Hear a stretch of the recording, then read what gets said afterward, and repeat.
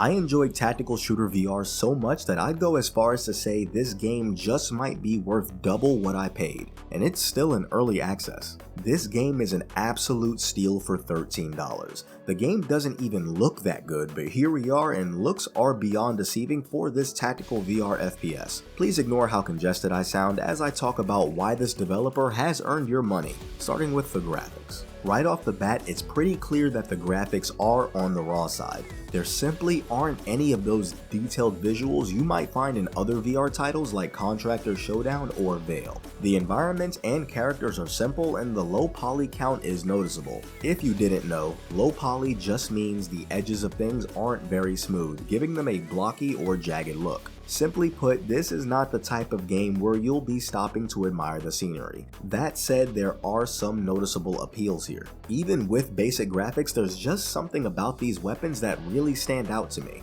Despite the simple design, these guns look pretty cool. There's just something so clean about low poly weapons that look like the real thing.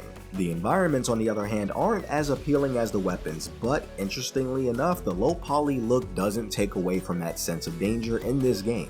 We also can't forget the benefits of low poly games when it comes to performance. These games aren't very demanding on your hardware, which means you can expect a much smoother experience compared to more graphically intense games. Basic looking or not though, firefights feel more realistic in this game than other VR FPS games I played, which leads me into the theme. My first couple of games had a sense of tension and danger that I hadn't experienced in a VR FPS before. The whole game gives off a strong Spec Ops vibe, at least when you factor out the small and loud children. You're part of a small team, 6 or 8 players depending on if you choose the crossplay multiplayer options, and the missions you go on make you feel like you're right in the middle of an intense military operation. Whether you're rescuing hostages or defusing a bomb, the game really captures that high-stake tactical atmosphere. One of the things I really like is how much variety there is in the missions. You're not just doing the same thing over and over. If you're on a mission to take down a high-value target hiding in a compound, their location as well as other enemy locations are randomized. Games like this tend to get easier when you figure out the tricks and remember the patterns, but Tactical Assault VR does what it can to reduce that sense of security. Throw in the low time to kill, meaning you and your enemies die very fast, and these missions can feel very immersive. You have to be careful, plan your moves, and think ahead if you want a smooth and successful mission. This game gives you a lot of tools to work with too, which brings us to the mechanics. Tactical Assault is the name of the game technically and literally. The Milsim or military simulation elements are strong here. In single player mode, it's just you out there without anyone watching your back. You are responsible for you, and the equipment you bring along like smoke grenades or snake cameras can be the only thing keeping you alive. If you ask me though, multiplayer is where this game really shines. Communication is key, and the player base in this game, at least the more mature player base, really leans into that whole tactical thing. The fact that this game has crossplay means you can team up with friends whether they're playing on a standalone headset or PC VR. This makes it an amazing game for those pick up and play Saturday night VR sessions. But let's talk about gear customization because it's very intuitive. You can optimize your tactical experience in this tactical game by adjusting exactly where you want your holsters and equipment slots to go on your vest. I actually recommend doing this before you play your first match because in this same menu, you can adjust your cosmetics.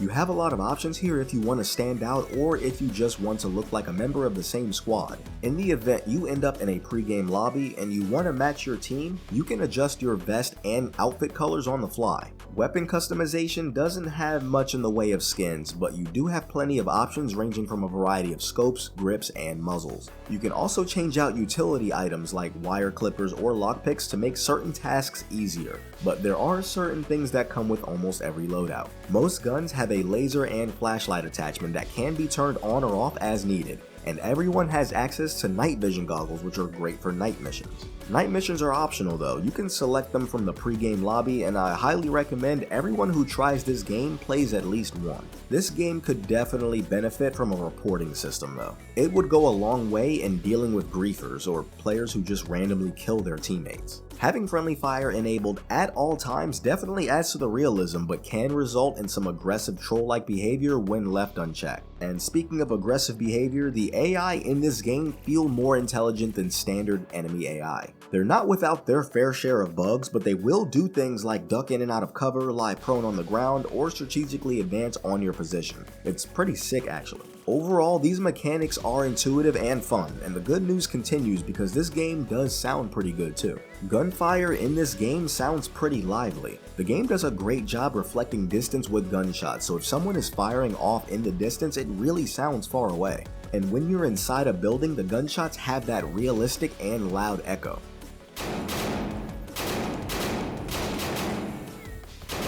Bullets whizzing past your head is genuinely intimidating too. It's the kind of detail that makes you instinctively duck for cover. When it comes to communication, the game adds a nice touch by making it harder to hear your teammates the further away they are from you. This encourages you to use the built-in comms, which require you to interact with the radio by pulling the grip button near your ear. Personally, I think it would be cool if there was a radio static filter when using the comms, just to add a little bit of extra realism, but that's more of a personal preference. Otherwise, the music in this game isn't bad. It's not too loud or too quiet, and my only gripe is that I don't hear it often. You can adjust the volume and other settings though, which brings us to the options. You do have the expected volume sliders for a 2024 VR game, which is nice, and you can choose to play this game seated or standing. This is a game I wouldn't recommend playing seated due to the tactical nature of it, but that's again just preference. There's also options to adjust your graphics, which with graphics like these, I tend to ignore these settings. Then there's the option to enable gameplay tips.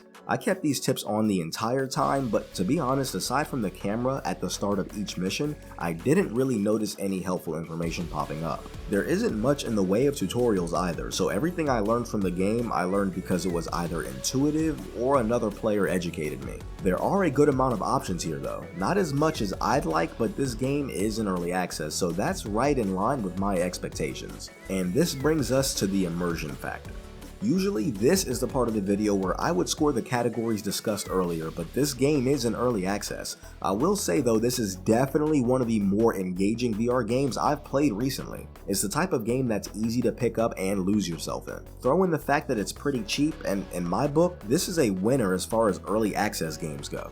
If you like VR FPS games, you should definitely pick this one up after you like, subscribe, and check out some of my other VR FPS reviews. You might be surprised to know this game, in terms of raw immersion, feels more immersive than Contractor's Showdown. That link's in the description, and until next time, stay immersed.